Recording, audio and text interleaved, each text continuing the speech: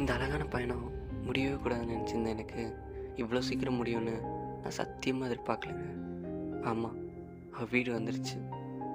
அவள் வீடு வந்ததுக்கப்புறம் தான் எனக்கு ஒரு விஷயம் புரிஞ்சிச்சு. நான் இதுவரையும் அவகிட்ட எந்த கேள்வியுமே கேட்கலன்னு. ஆமாம், அவள் பதில் சொல்லும் போது அவ்வளோ அழகுங்க.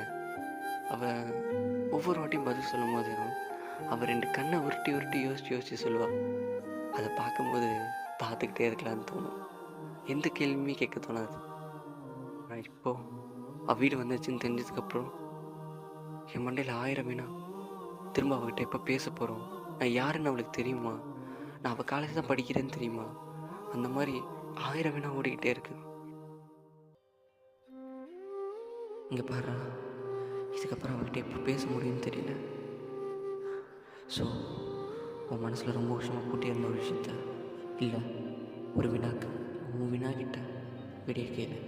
அவள் வீட்டுக்கு போயிடுவா. சீக்கிரம் கேளு, சீக்கிரம் கேளு. ஏங்க, ஒரு நிமிஷம். சாரிங்க, நான் பொய் சொல்லிட்டேன். என் வீடு இங்கே இல்லை, நான் இந்த ஏரியாவே இல்லை. உங்களை பார்க்கறதுக்காக தான் அந்த பஸ்லேயே ஏறினேன்.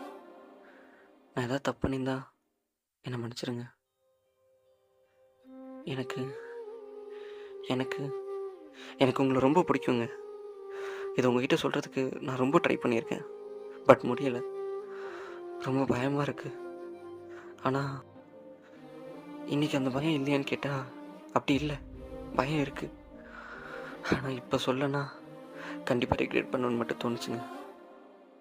ஏங்க, என்னை லவ் பண்ணி கல்யாணம் பண்ணிக்கிறீங்களா?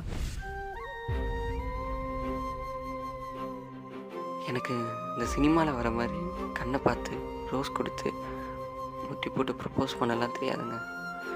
என்னை பொறுத்தவரையும் லவ்ன்றது ட்ரஸ்ட்டு தாங்க.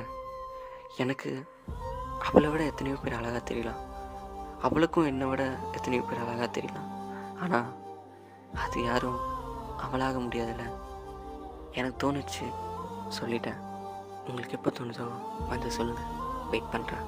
உங்களுக்கு பிடிக்கலனாலும் சொல்லுங்கள், சத்தியமாக டிஸ்டர்ப் பண்ண மாட்டேன். நான் சொல்கிற எல்லாத்தையும் கேட்டு அமைதியாக நின்றுருந்தா.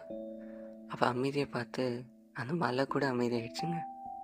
அவள் என்னதான் சொல்ல போகிறான்னு காத்திருந்த எனக்கு அவங்க அம்மா கால் பண்ணுறாங்கன்னு எதுவுமே சொல்லாமல் அந்த இடத்த விட்டு போயிட்டா. அவ்வளோதான், எல்லாம் முடிஞ்சிச்சு. அவளுக்கு என்ன பிடிக்கல போல. பரவாயில்ல, அவகிட்ட என்னைக்காவது பேசிட முடியாதான்னு என்கிட்ட இருந்த எனக்கு இப்படி ஒரு பயணம் என் வாழ்க்கையில் மறக்கவே முடியாத ஒரு பயணம். அப்போதாங்க எனக்கு ஒரு விஷயம் புரிஞ்சிச்சு. நம்ம பயந்துக்கிட்டே இருந்தால் இங்கே எதுவும் மாறாது. அதே நம்ம எது நடந்தாலும் பார்த்துக்கலான்னு அடுத்தடி எடுத்து வச்சோன்னு வைங்களேன், நம்மளுக்காக எல்லாமே மாறும். இன்றைக்கி மட்டும் நான் மழை பெய்யுதுன்னு காலேஜ் போகாமல் இருந்தாவோ, அவளை எப்பவும் போல் பஸ் ஸ்டாண்டில் பார்த்துட்டு மட்டும் வீட்டுக்கு போயிருந்தாவோ, இல்லை எங்கள் அம்மா கொடையை பேக்கில் வைக்காமல் இருந்திருந்தாவோ, நான் எப்பவும் போல் பயத்தில் எல்லாமே சொல்லாமல் இருந்திருந்தாவோ, இவ்வளோ அழகான ஒரு பயணம் என் வாழ்க்கையில் இருந்திருக்குமான்னு தெரியல. அவளுக்கு என்ன பிடிக்கலனாலும் பரவாயில்ல, என் மனசில் இருக்கிறத சொல்லிட்டேன், அது போதும். உங்களுக்கும் இதே மாதிரி ஏதாவது யார்கிட்டையாவது லவ் சொல்லணும்னு இருந்துச்சுன்னா சொல்லுங்க, எது நடந்தாலும் பார்த்துக்கலாம்.